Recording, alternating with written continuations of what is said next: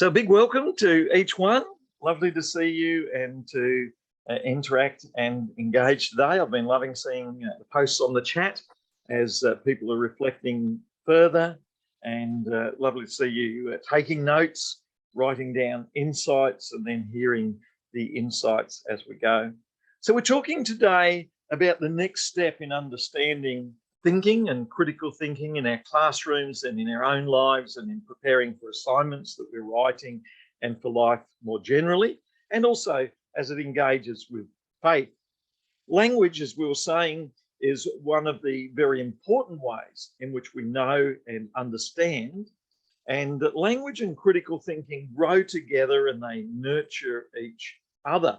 And as children engage in critical thinking and in language all the way through from kinder and prep through year 1, 2, 3, they're also developing ways of understanding and ways of thinking. This raises, of course, the question of a more authoritarian approach, which says just listen, and a more expressive approach, which says that children should be encouraged to express themselves and have their views.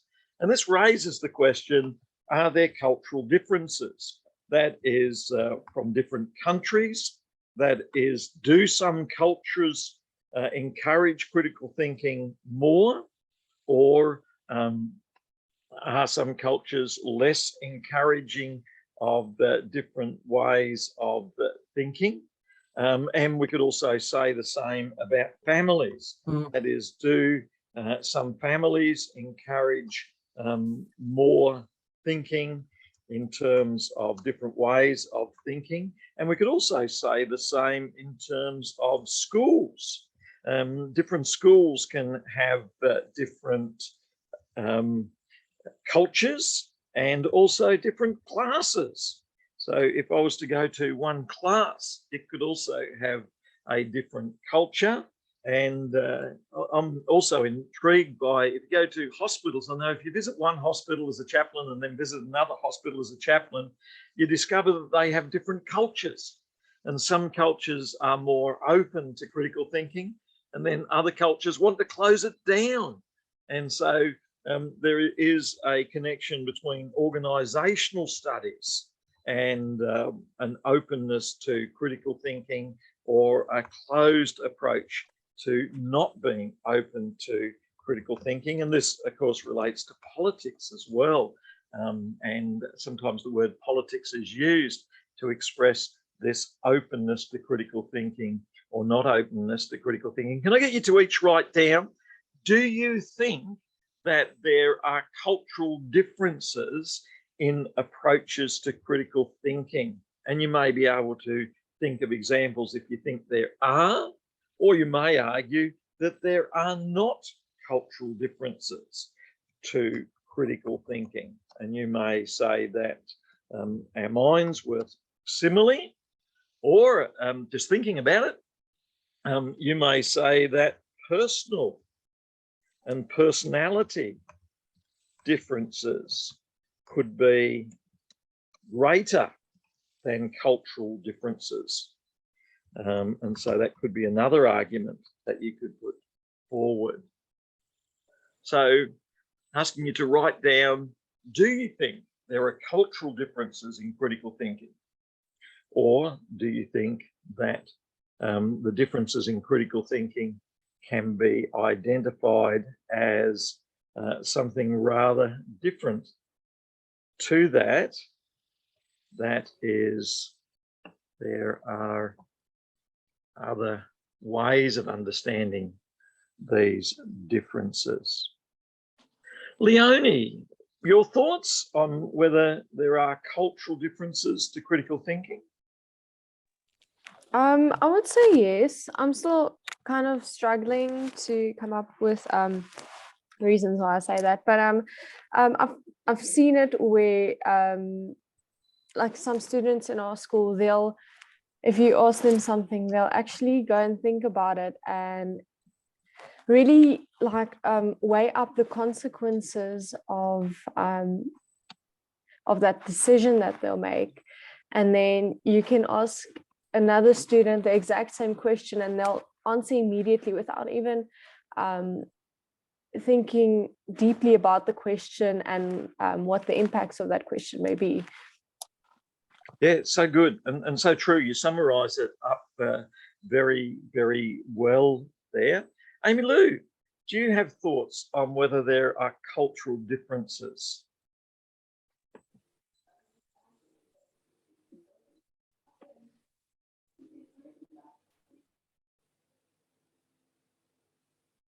And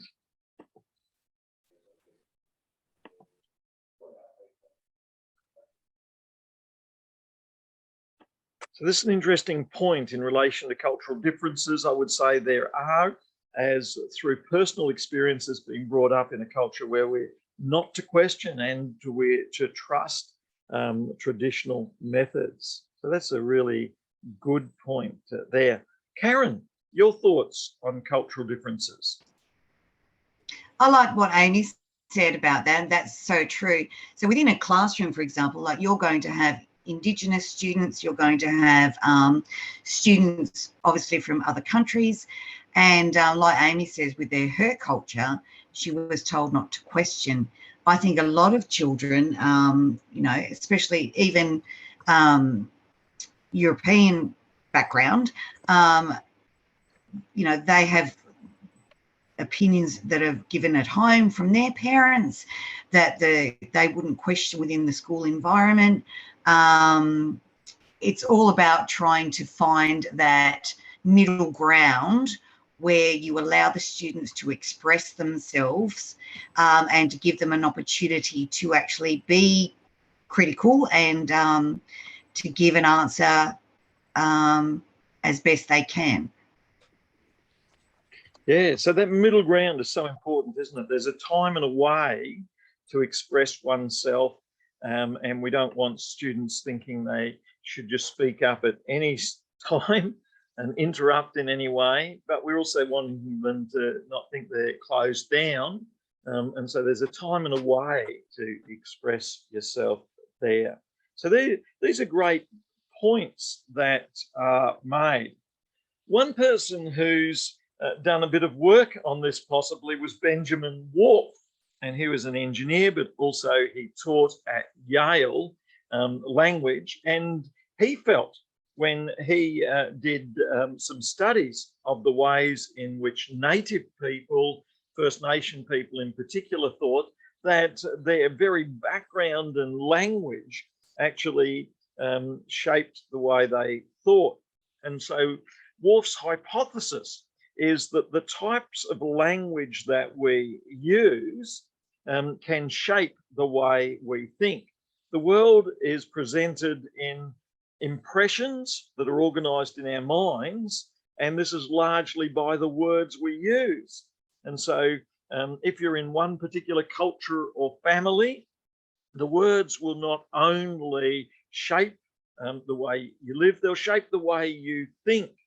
And this is a little bit similar to John Locke's essay concerning human understanding, where he says that ideas, the object of understanding when a man thinks, come from our senses, but they're expressed in language.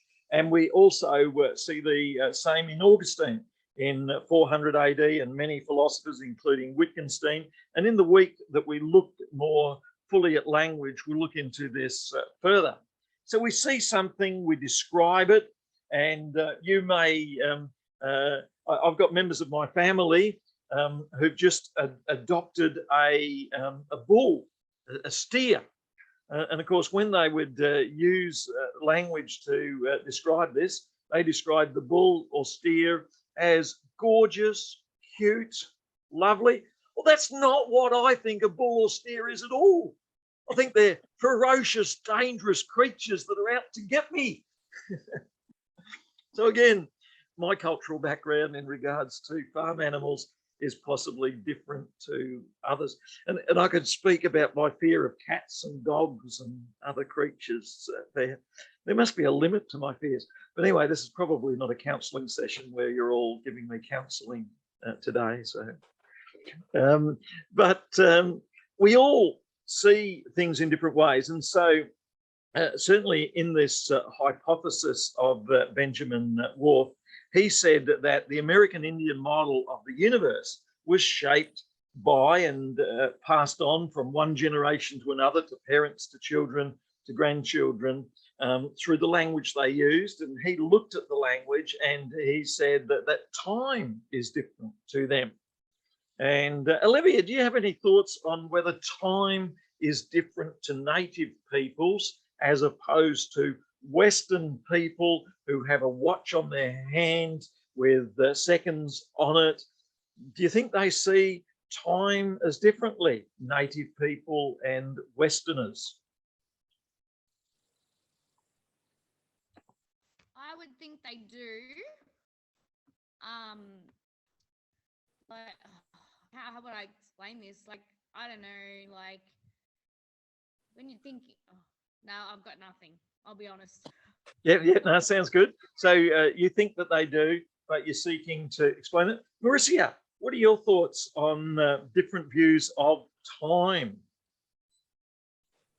Well, culturally, I think from some of the things I've learned. So if I'm wrong, someone please correct me.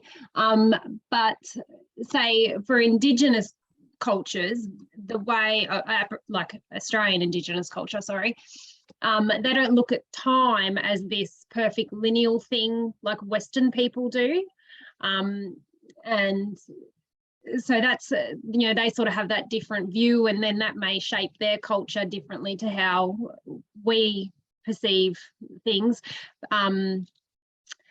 And I find this very interesting about I was trying to read. I would like it if you could scroll on your screen for me, Dr. Hay. Thank you. Because I love that, like the idea of that the present is something that has been manifested, and then the future is something being a process of manifesting that, you know. And I find, yeah, that the idea of time, how we look at it in this linear type of thing, and then some Eastern cultures think it sort of loops back on itself. Say they look at Jesus as an archetype kind of thing rather than a man in a time, if that makes sense. So I find it all very fascinating. And that's so important in biblical studies as well, is that we're looking at, say, Genesis 1 or Genesis 12, and we have to think about these aren't people with watches on their hand looking at every second, God making the world in 24 hours on the first day God makes. These are people who see the sunrise as the beginning of the opportunities of the day, and the sunset as the conclusion of that day's opportunities. And that's a different way of viewing time to us who see 24 hours and so many minutes and so many seconds in the day. So it's important, whatever literature you're looking at, to consider the cultural context of the literature. So Whorf's ideas, whether they specifically say or not, there's much debate about this, but he's really saying that higher levels of thinking are related to the language that we use, and that the structure of language, the way we habitually use that language, shapes the way we interact and understand the environment. And so the picture of the universe shifts from tongue to tongue, and that is the worldview is shaped that way. So language is embedded in the way we communicate with one another. And if you come from one particular family background, cultural background, the language may emphasize different things happening. Language is a part of culture and part of who we are and how we see ourselves and the world. And actually, even if you're number one in the family, hands up those who are eldest in the family. So often the eldest in the families will take on more responsibility because the culture that you're living in is different. Anyone who's the youngest in the family, so you'll be the cute ones. Everything will go really nicely for you. Is that true, Tiffany? I wish it was that way. Unfortunately, in my personal experience, it's actually opposite. My brother's the baby. Yeah, so it can vary. And then is anyone the middle person? So middle people, you've got a real battle there. You've got to, you're no longer the eldest, you're no longer the cutest, you're in the middle. And so you can become a comedian, or there's different things you can do if you're the middle child too. And so culture can be shaped by all sorts of environmental contexts, and then language can reflect the way in which we see and engage with culture in different ways, and we can mean different things. Language in culture can be part of form. It can contrast with the different forms. And so we see things, some people may see go to your room as a celebration, other people see go to your room as a punishment. So there's different ways of seeing the same sentence. Language and action. Some people say that language is about doing. So if we say get out of bed in the morning, some people may say, well, that's just an observation about beds and morning. Other people would say it's action. And one of the key words in any sentence is the verb. It's about doing. And so language is often about doing. Another key word in any sentence is the object. That is, we're doing things verbally in or verb form in relation to something. And then the first word or the key word in a sentence can often be the subjective, that is the one who is doing something. So if I go to the shops, then the shops is the objective context of where things are taking place. And then if I drive, then that's the action that I'm taking. And then if I do it, then I've got free agency. I make a subjective choice about what I do. So a sentence communicates a lot of information subjectively, objectively, and in terms of doing and verbs. Edward Sapir, German philologist who studied language, points to the pattern of language, which is symbolic relationships, one with another. That is, there's objects, there's people, there's verbal actions involved in the language we use. And there's conscious and unconscious elements. There's the auditory, so we listen, we talk, we write, we read. All of these ways we use language shape what occurs. Human beings don't live just in the objective world, they also live in the social world and the literary world that is created by the imagination and the use of language. And psychology of linguistics can study the way in which language is used and it impacts mind and thought. And there's a particular type of counselling which is called CBT. Hands up anyone who's come across CBT counselling. So Marisia, what can you tell us about cognitive behavioural therapy? Because that really shapes language and the way we think. Well, as much as I know about it, I haven't actually done the unit on it yet in my diploma of counselling, but from what I sort of have just briefly read on it, it looks at your feelings and memories around certain things, and then sort of attempting to analyse, say, something that happened in the past, how that made you feel, looking back over it and changing the story in a nutshell, I think. Well, very much. It's very much about changing the story. And so we're wanting to tell a different story using different language. And when you do that, then you think differently about it. And so a classic example would be you've got 6 people at a bus stop, and the bus drives past the people at the bus stop and it doesn't stop and pick any of them up. And if you're like some of us, you'd be frustrated at that. But if you thought differently about it and said, hang on, here's an opportunity to speak to the person next to me, or here's an opportunity to read a book, you would be changing the story and you would be changing your thinking. And so using different words in your mind to change the way you think about it changes the way you feel about it. And it changes the way you respond and how you see it, positively or negatively, in a healthy way or an unhealthy way. And so if you're at the supermarket and someone pushes in front of you, you could say, this is the end of the world. they are destroyers of my world. They push, you know, and you could thump them on the head or something, and things would not go well because you've told a certain story about it. It has a lot language. to do with like that internal narrative that we place on our past experiences and our present experiences, I think. Yes, so good. And so these internal narratives, the way we use language, will often shape understanding. And this reminds us that language shapes understandings, language shapes thinking, and it also shapes critical thinking in good ways or not so good ways. And so we have to be careful of biases when we use language, and we also have to look for healthy ways of using language. And so Sapir and others talked about the way in which we use language in different ways. Humboldt said that language is about worldview. Every tongue draws a circle around the people it belongs to, and every language includes or leaves people out. Vygotsky also talked about inner speech, the thinking, which gives meaning to things, and we can use it logically or we can use it less logically there. So language is so important in healthy thinking or not so healthy thinking, critical thinking or not so critical thinking.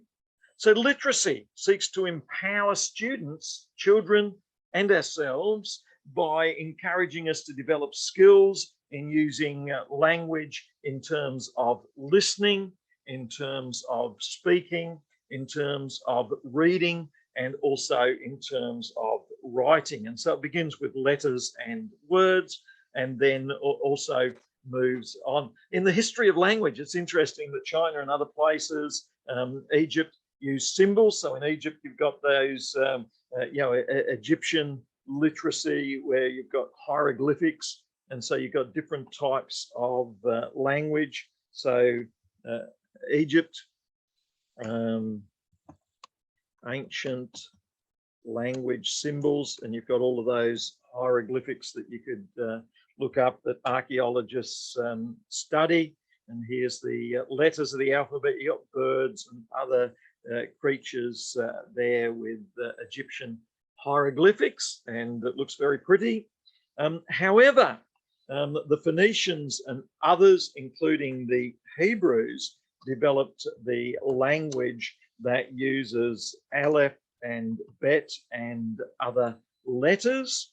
And so, and the Hebrew language goes from right to left. So we've got aleph, bet, gamel, dart, and so on through the Hebrew alphabet. And it's called the alphabet because the first two letters are alpha, aleph, bet, or the Greek language that develops from this. So Greek language, ancient symbols are alpha and beta and gamma. And so, we then have the Greek alphabet. And so language is interesting, the way in which this language gives us power. So there's alpha, beta, gamma, delta, epsilon, zeta, which develops beyond the Hebrew, aleph, bet, etc. The alphabetic language develops over thousands of years up to ancient Greek, and then through to our own time, where we have English is fascinating. We're talking about the language of the Angles or the English. And the name Angles, I think, comes from a German place before they moved over. And then England was taken over by the French. And so there's French language there. There's such a mixture of languages in the English language. It has all of these different aspects to it there. And so we do have these different origins of language, and they affect us. So literacy is this ability to use literature and language to use words. And in critical thinking, we need to make the right choice of words. We need to avoid ambiguity. We need to define our words, and we need to recognize that words can raise emotional letters. So we have to be careful. And one good approach to scholarly writing is to leave out the emotional words. So word choice. we have a choice between the different words we can use, and we can use a thesaurus to choose good words.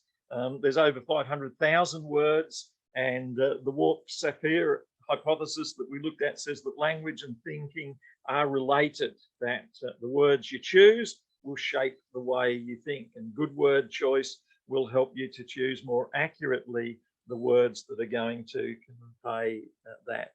And this raises the question whether in the science staff rooms of your school, people talk differently to in the drama and arts and humanities staff rooms. Are there different cultures in different staff rooms of your school? I'm not sure if that's true or not, but it's a fascinating question, isn't it? And even different groups of people may talk in different ways. We need to be careful of ambiguity. So a word can have multiple definitions. So how many of you were smashed over the last few days? So, and so it can have certain meanings, that word smashed, can't it? So communication involves using the most accurate language possible. Interestingly, one of the words that I sometimes use is in modern times. And I was told that I'd be better to, and by modern times, I meant from 1970s through to, say, the 1990s. Can anyone tell me, hand up, if you can see what's wrong with my statement in modern times, 1970s to 1990s? Anyone able to see there? Tiffany, what's the weakness of my statement? To me, modern times means now. So you haven't extended it to now? Yeah, to now. So that's another view of modern times, could extend to now. And you could even go back the other way. Some people would say modernity began in the 1500s with the Reformation by Martin Luther. And so that would mean modern times refers to the last 500 years. Other people would say modern times refers to, say, the 1800s and the Industrial Revolution through to the present time. And then, Tiffany, you've mentioned modern times being now. I could mean in the last 10 years, from 2010 to 2022. So the word modern has these different meanings. And so it was suggested that I use the word contemporary instead. So in contemporary times, meaning at this very moment, whereas modern can mean in terms of pre-modern and post-modern. So that's just one example of ambiguity in words that are used. Yeah. Any other examples that you can think of ambiguities? There would be lots. How do we overcome ambiguities? One way we overcome ambiguities is by defining the terms, and also by looking for places where scholars have defined the terms. So there would be scholarly definitions of modern times, there would be scholarly definitions of education, learning. So you try and look for the best scholarly definitions you can, and there's a historical record of these. We don't use Wikipedia when we look at it, but if we can find the meaning of the word, we do that. Certainly when it comes to the meaning of the word critical thinking, if we go to a reasonable scholarly source like the Stanford Encyclopedia, so Stanford Encyclopedia of Philosophy, and the word critical thinking, if we look up that term, then we have a whole discussion of the history of the term and how Dewey and others have defined the term. So there's a whole discussion here of the meaning of the word critical thinking. Just two words, but you got this huge amount of material. And why we say this is a scholarly source, the Stanford Philosophy Encyclopedia of Philosophy, one reason is that you have the author's name here, David Hitchcock. You can look up his background and see that he's a recognized scholar. And then at the end of the article that he has written, you can see the huge number of resources that he's drawn on to develop his discussion of critical thinking. So that's an example of how just one word, critical thinking, can be hugely defined by David Hitchcock as having a history and a meaning and these different views. Now, one of the real challenges, of course, in writing an essay of say 1.5 or 2,000 words is that you don't have 3,000 words to discuss the meaning of the word critical thinking. And so I think one answer to this is write some rough notes, save a couple of pages on, call it definition of critical thinking, and then just cut and paste a couple of paragraphs out of that and think about what's meant by this, cite the article and say, you know, David Hitchcock says that, or defines critical thinking as, and then he cites Dewey as saying. Now, one of the problems with quoting Dewey is that I think that shows a lazy student who says that David Hitchcock quotes Dewey, and rather than just say that, I would say go to the actual resource by Dewey and see if you can find material by Dewey. So John Dewey, and these are some of the resources that he has written. So Hitchcock quotes him, and a lazy person would just say Hitchcock quotes him, whereas a less lazy person would perhaps look at free, online, summary, John Dewey, How We Think, and you actually find the whole book is here. I don't even have to go to the library. I actually have a copy of the book, and I could save this copy of the book written in 1910, so slightly dated. I could go home and I could read pages out of this book to the rest of my family members and impress them there. Maybe they wouldn't listen for very long, but they're missing out. And so I just encourage you to look for resources that are good and solid, and to interact and engage with those resources, rather than just quote a word, not think about its meaning. So a definition denotes the meaning of a word and the ways the word is used, and there are whole studies of the meanings of word. Every few years, they translate the Bible, and I've met with a few of the people who translate different editions of the Bible, including the New International Version. And they even said, Sam, if you want to come along, you could sit in on 20 people discussing the meaning of one word in the Hebrew and the Greek and how we translate it into English and such forth. And I tried to convince members of my family that this would be a good holiday destination, sitting there for days translating, and have not yet convinced them of the value of this, but I'll keep working on it. So definitions. Critical thinking seeks to get the best definitions, and sometimes, rather than just a dictionary example, looks for something that goes further. So we can also look at the cognitive nature of the definition, that as a word has emotional impact. So words not only have meanings, they also touch our very being. And we have a whole week in which we're going to look at emotion, because one of the things so unacknowledged in your classrooms is emotion. And critical thinking is not just about the words and the lesson plans, it's about the emotions of the 25 students and the teacher and the other teachers in the staff room, isn't it? And so I think it's important that we acknowledge our emotions, and when we use a word like sit still, June, as opposed to sit still, June. The same three words, but emotions are so important in communication.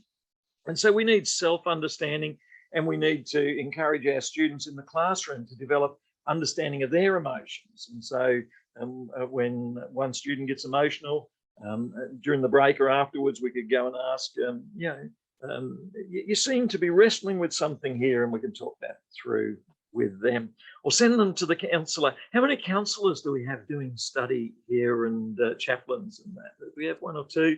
So we'll take your names and we'll send our problem people to you afterwards. So there are different strategies for recognizing the emotional content of language and words, the emotions that are going on. And again, this reminds us that in critical thinking, it's not just objectively what we can see. There's a whole history, there's internals, there's family context. So when using language, recognize ambiguity, expression, emotion, jargon, false impressions and implications, comparisons, vagueness, all of that is used in the language that can be used. So when we're reading, when we're speaking, when we're writing, it's important to think about who are the people, what's the context, what's the audience, what's the background, the meaning of words, what's the background, and recognize that there are different reasonings going on. What concepts are being used and defined, what's appealing, what's not so appealing. So can I get everyone to write down now? In this last session, we've talked about language and literature. Can I get you to write down 2 or 3 things that stand out to you that we can learn about language and literature that can be useful in our teaching and in our critical thinking, in our writing of essays and assignments? How does an understanding of the nature of language, the nature of literature, the nature of cultures and the ways in which they use language further? And in your 3rd assignment especially, we're asking you to look at 2 Indigenous groups, and it could be one particular Australian native people group, and that's compulsory. You have to choose one Australian Indigenous native people group and look at the way in which they engage with thinking and critical thinking. And then you have to choose one other cultural group and the way in which they engage with thinking. And then in your 2nd assignment, you're asked to reflect on your own approach to thinking, which could include modern, Western, contemporary people, or it could include your own family background. That's in assignment 2. And so there's some of the things that you'll be looking at in applying this whole discussion of language and science and humanities and thinking in these 2 essays. Tiffany, what stood out to you today? So in this session, just being aware of your language. So it kind of stood out to me from personal experience. My husband's very it doesn't like participation awards, for example. And I have been influenced by him when it comes to my children. When they get participation awards, you know, you aren't as excited as when they get the first award, you know, when they come first in the race. So I think it's important being aware of not only our biases, but the people around us can also influence the way that we talk and the emotion that comes with the language that we use. So when I hear the word participation award, that is not a great, you know, that's not an exciting thing for me to have my student or my children get, but it was before the influence. Does that make sense? Oh, absolutely. I think that's a great example. There's participation awards, and there can be other awards. And in the classroom, you have to make decisions about what awards you give and who and how you award. And different students will see these differently. If you've got 25 students, it's possible that all 25 students won't see the awards in the same way. While 20 of them may appreciate them, 5 of them may think that they are the silliest thing ever. And so you've got to take that into account. Nell, what stood out to you? I think being careful about your ambiguity, overcoming it by defining your decisions. So I feel myself personally, I'm very open-minded, so I find it quite easy to be ambiguous. So I have to be aware of that, especially in my writing.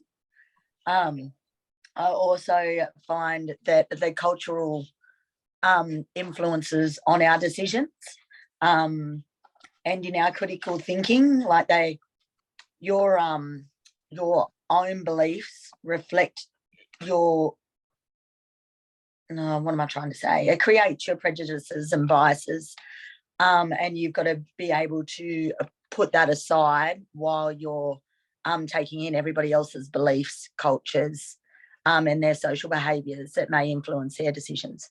Yeah, so good. And I think an example of this struck me is that vocational choice, jobs. And we have a vocational guidance person in many schools who will offer decisions and guidance in that way.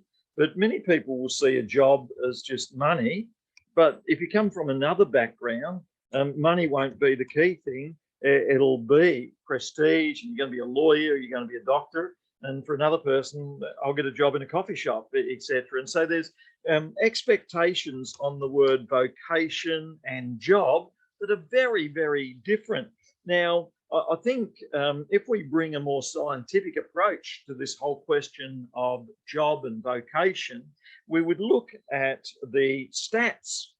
And the statistics say that if you study for longer and go on to tertiary study, year 12, and then on to university study and so on, you earn more, you've got access to more resources. There's a lot of benefits that come from that. And so in the history of education, it moved from where it became compulsory in the 1870s in many countries in the world to do primary school.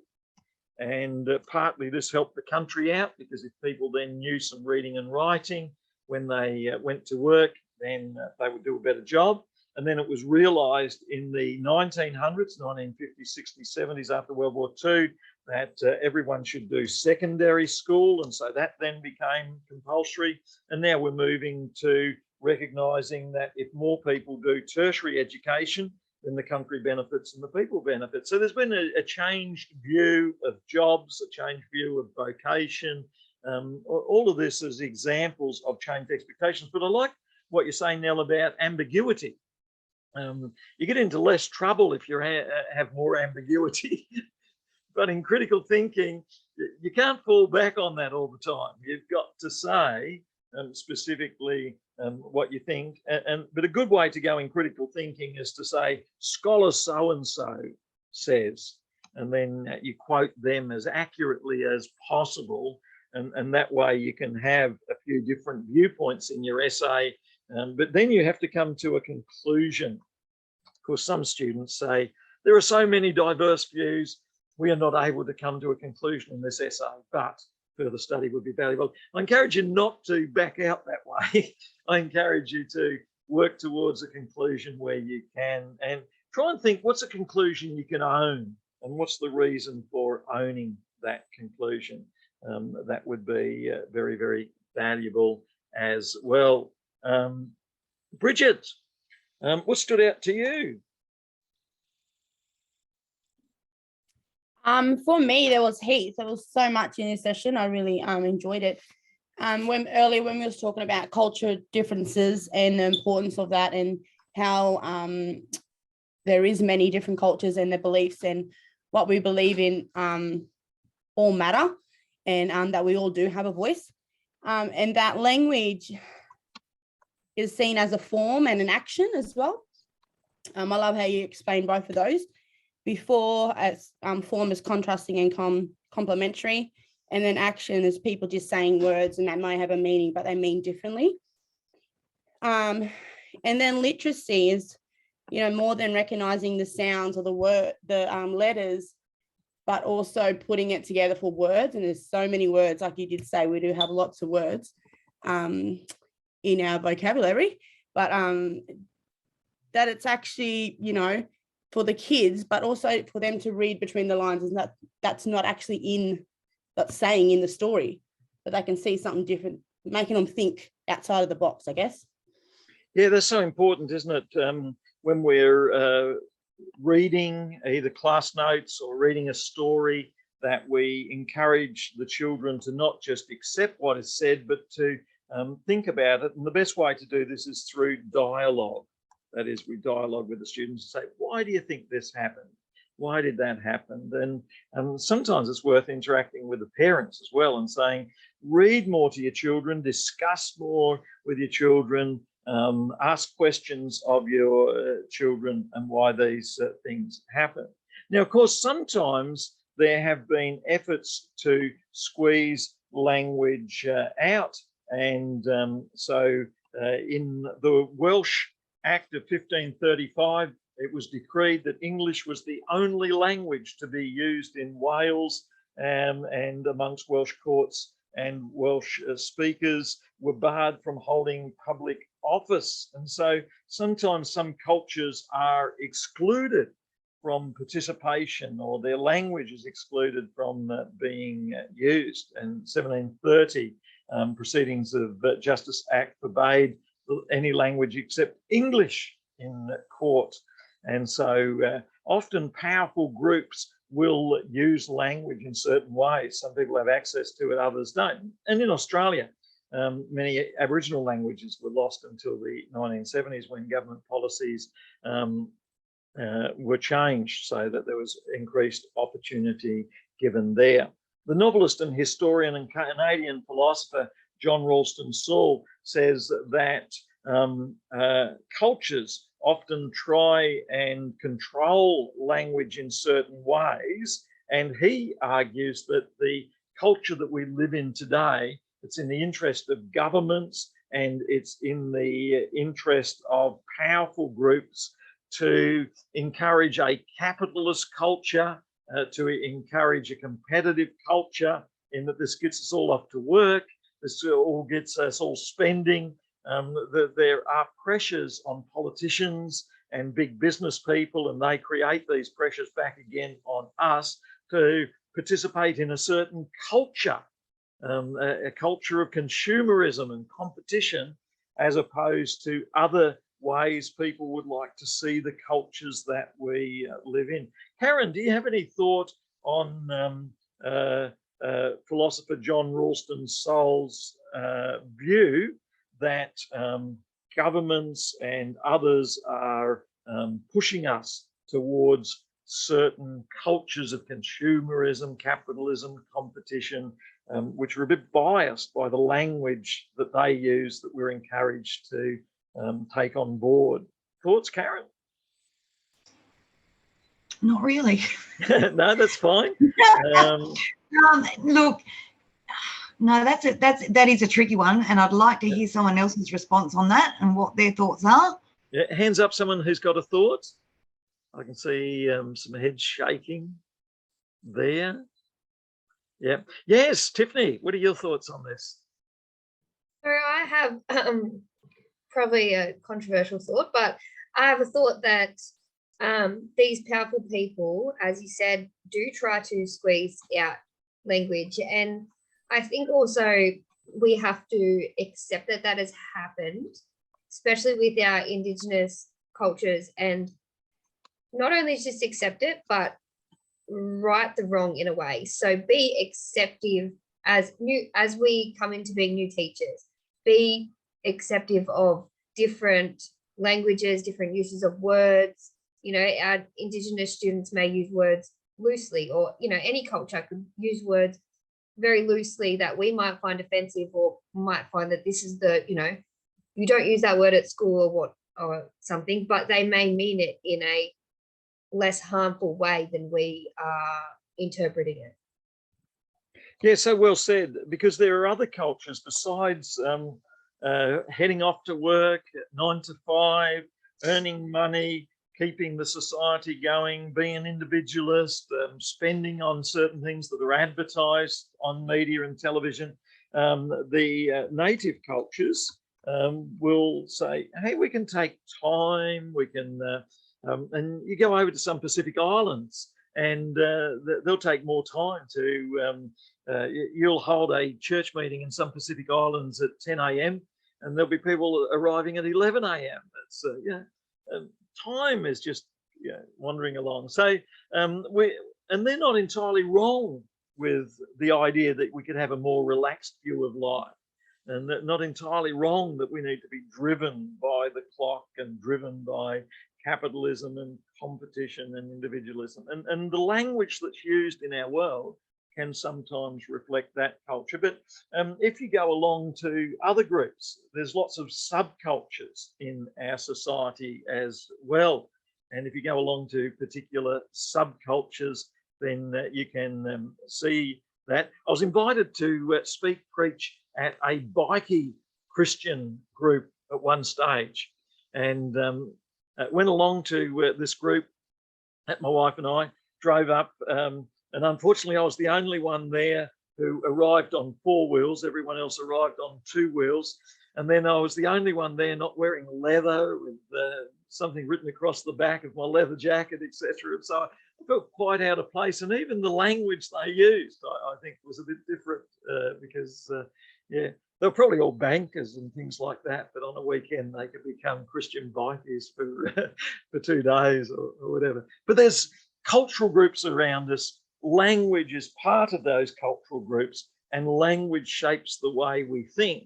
But when it comes to writing an academic essay, it's good to remember that be objective, be neutral, have well-constructed language, to the point, focused, because there is a particular style of academic writing that reflects an academic culture, and there's a few different academic subcultures. I mean, every group has its own academic subcultures. Even in psychology, you got the cognitive behaviour theorists, and then you've got other subcultural groups, the Freudians and others. And so you have to know the language that's used when you engage with any particular topic. And in education, there can be language that is used as well. So we need to understand the education lingo, and you have to understand the education lingo of your school and the areas that you are working in.